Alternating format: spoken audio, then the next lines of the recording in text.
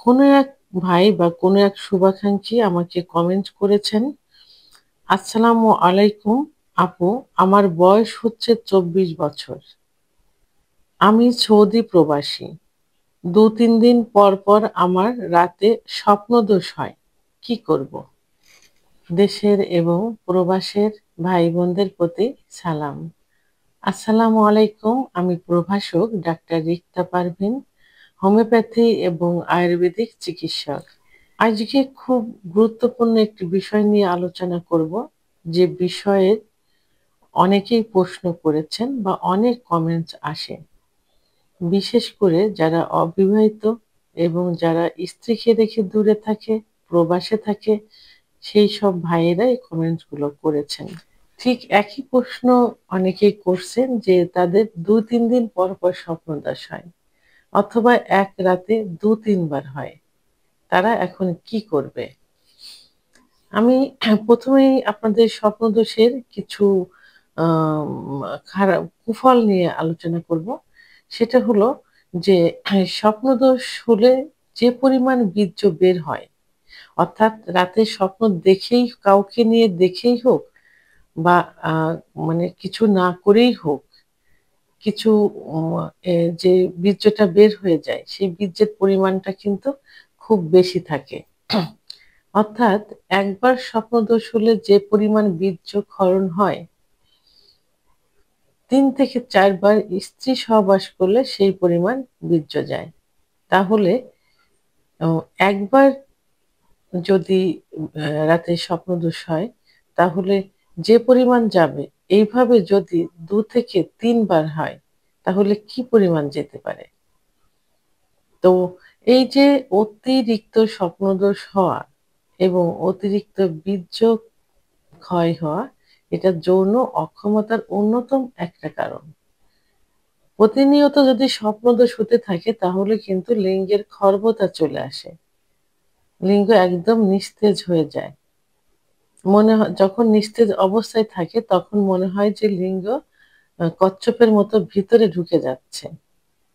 আর উত্থান অবস্থায় লিঙ্গ শক্ত হতে চায় না, আগামোটা গোড়া চিকন, লিঙ্গ ছোট থাকে, চিকন হয়ে যায়, অর্থাৎ একেবারে অ্যাবনর্মাল অবস্থায় থাকে।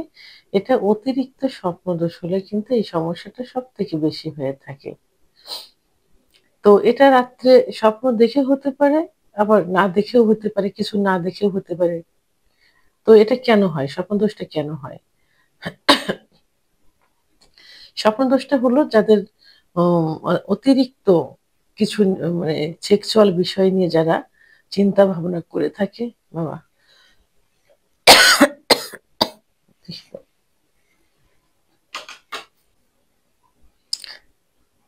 সাধারণত আহ, সারাদিন যে চিন্তা ভাবনা আসে, যে কল্পনাটা আসে, সেটাই কিন্তু মানুষ রাত্রে স্বপ্ন দেখে।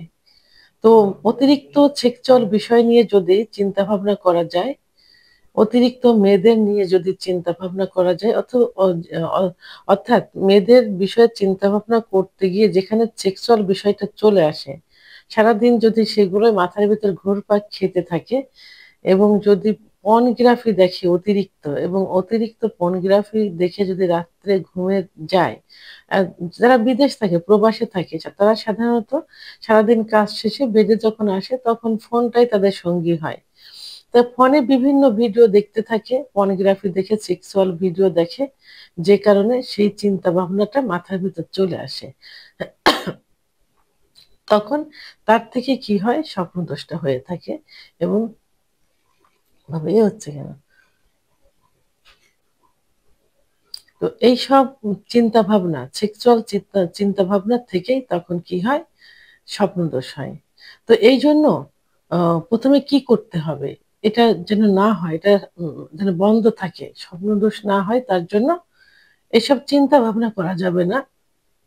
অর্থাৎ সেক্সুয়াল বিষয় নিয়ে এত চিন্তা ভাবনা করা যাবে না, পর্নোগ্রাফি দেখা যাবে না, ভিডিও কলে কারোর সঙ্গে এভাবে কথা বলা যাবে না। বা যারা বিবাহিত থাকে তারা স্ত্রীদের সঙ্গে কখনো ভিডিও কলে সেক্সুয়াল উত্তেজনামূলক কোনো কথা বলবেন না, বা এমন কোনো স্ত্রীর অঙ্গ দেখা যাবে না যেটা দেখলে তার সেক্স উত্তেজনা চলে আসবে। তো এগুলো চিন্তা ভাবনা থেকে দূরে থাকতে হবে, নিজেকে সংযত করতে হবে। যারা মুসলমান তারা অবশ্যই ৫ ওয়াক্ত নামাজ পড়ার চেষ্টা করবেন এবং পাক পবিত্র অবস্থায় থাকবেন, ধর্মীয় অনুশাসনগুলো মেনে চলবেন। রাত্রে ঘুমানোর আগে দোয়া দরুদ পড়তে হবে। যারা অন্য ধর্মের থাকে তারা নিজেদের ধর্ম অনুসরণ করতে হবে, পাক পবিত্র অবস্থায় থাকতে হবে। এটাতেও যদি কন্ট্রোল না হয় তখন কি করতে হবে? একজন অভিজ্ঞ সম্পন্ন রেজিস্টারকৃত হোমিওপ্যাথি ডাক্তারের শরণাপন্ন হতে হবে। কারণ একমাত্র হোমিওপ্যাথিক চিকিৎসার মাধ্যমেই কিন্তু স্বপ্নদোষ থেকে দূরে থাকা সম্ভব। যেমন একমাত্র হোমিওপ্যাথি চিকিৎসার মাধ্যমে হস্তমৈথুনের নেশা কিন্তু কেটে যায়। তো ধূমপান, মদ্যপান যেমন নেশা, স্বপ্নদোষও কিন্তু সেক্সুয়াল চিন্তাভাবনা করে ঘুমানো এটাও কিন্তু একটা নেশা। যে রাত্রে পর্নোগ্রাফি দেখে ঘুমোতে হবে, মেয়েদের সঙ্গে ভিডিও কলে কথা বলতে হবে ইত্যাদি। তো এটা হোমিওপ্যাথি চিকিৎসার মাধ্যমে এটা থেকে দূরে সরে আসা সম্ভব। তো সেক্ষেত্রে যদি আমার চিকিৎসার প্রয়োজন হয়ে থাকে, ভিডিওর স্ক্রিনে লাস্টে ৫৮ নাম্বার আমার পার্সোনাল নাম্বার, আমার সঙ্গে যোগাযোগ করতে পারেন। ইনশাআল্লাহ ভালো একটা চিকিৎসা দেওয়ার চেষ্টা করব। ভিডিওটি সম্পর্কে যদি কোনো মতামত থেকে থাকে অবশ্যই কমেন্টসের মাধ্যমে জানাবেন। আর ভিডিওটি ভালো লাগলে লাইক, কমেন্ট, সাবস্ক্রাইব করে আমার সঙ্গে থাকুন। আল্লাহ হাফেজ।